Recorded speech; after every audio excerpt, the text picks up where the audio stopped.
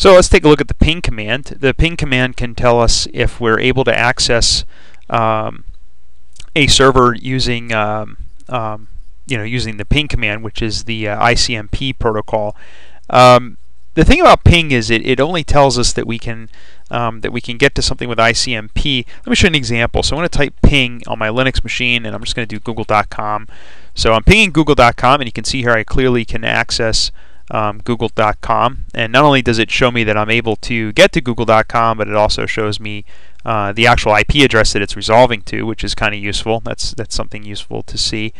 I'm going to hit Control Z to stop that. So hitting Control Z will stop that ping command in Linux.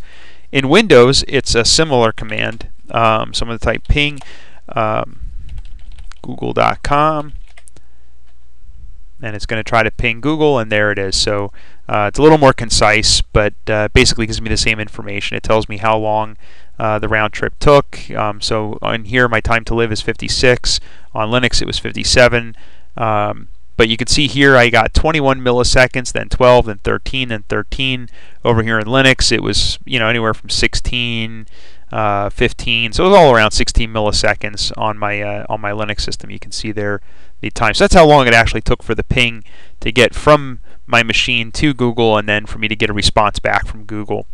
In Windows, it only does 5, so it does 5 ping attempts. So it'll send 5 ping messages, and that's it. In Linux, by default, it's a continuous ping. It just keeps pinging over and over again until you stop it by hitting Control Z.